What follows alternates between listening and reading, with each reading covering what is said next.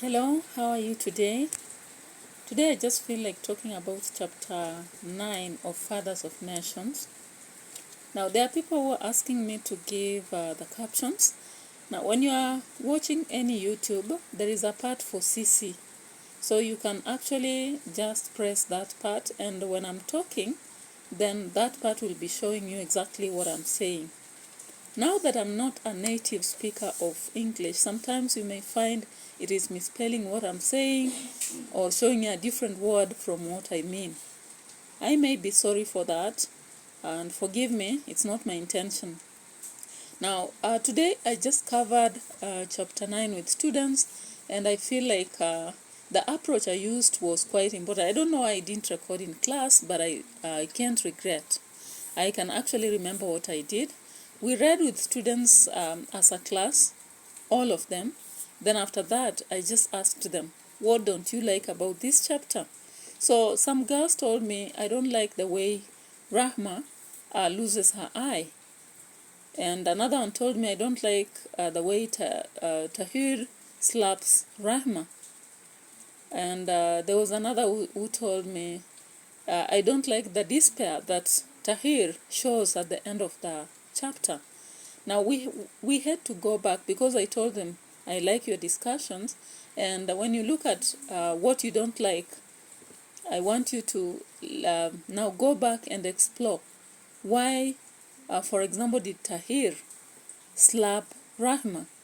And I told them, give me the genesis of this. And some girls went back and told me when that chapter begins, the author tells us that Tahir had been in the school whereby they learned how to make weapons. Then he came back to his country, and lucky enough his dream could be realized because the president came up with a company that was supposed to allow them to make weapons. So after that, Tahir is so proud, and he does not know that we have female workers. Now, once he gets there and meets Rahma, who has big everything, the other tells us she has big eyes, big smile, big what, and big everything. I don't know what that means actually. And so he's interested in her, but he's proud. So he already thinks that a junior should not reject him. And when Rahma sweetly says no to the date, he had proposed, can we go out? No. She kept quiet. Then later on, can we have a date of have a plate of tomato together? And she kept quiet again, but smiled. And I thought, for an African man, if a woman smiles to you, even if she does not say yes, you must think hope is ahead of you. So we blame Tahir for not even reading this nonverbal and actually deciding that he has to revenge. So once Rahma says no to the Saturday date, then Tahir decides that he will act. And unluckily, the next day being Inheritance Week, a week whereby they are considering their heritage week,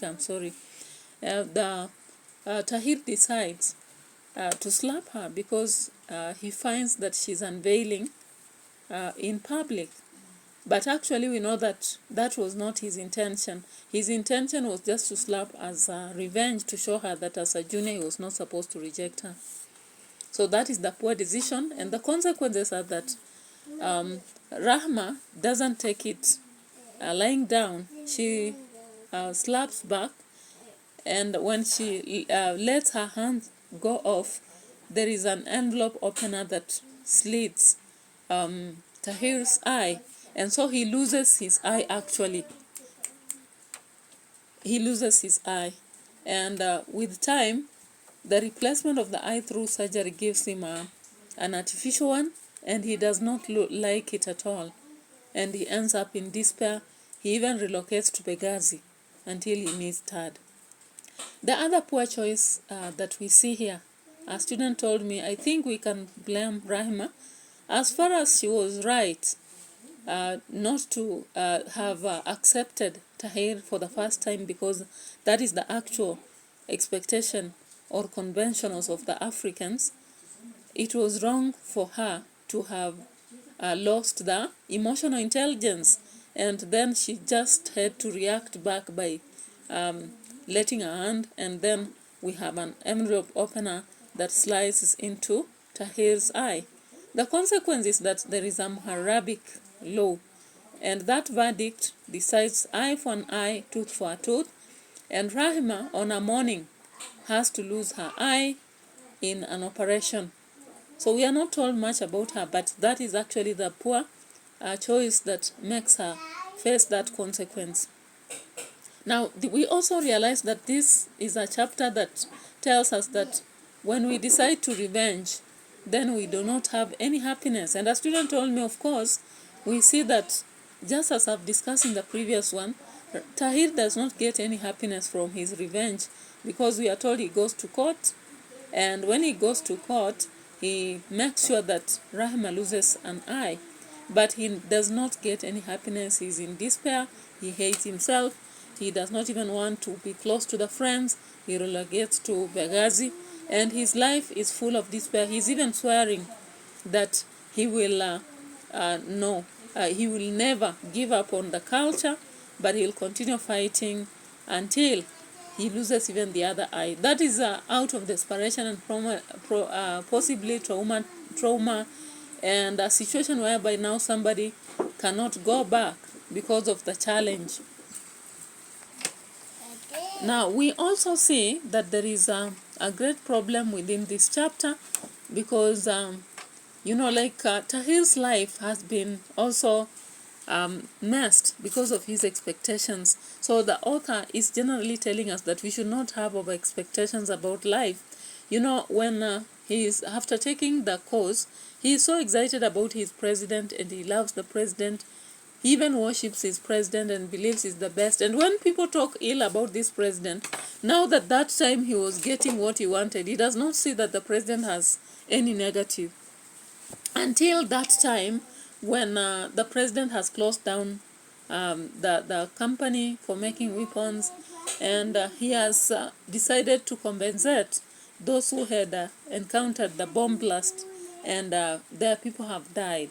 That is when he believes that the president is not worth. Now, I don't know what people can say out there. Was he really right to hate this president, or do you think the president did the right thing? And actually, if you have any other concern for this chapter, I think you should air your views. Bye-bye for now. I really love Fathers of Nations, and I trust that soon as I acquire the board and everything, I'll be now writing, and we shall have more discussions. Thank you.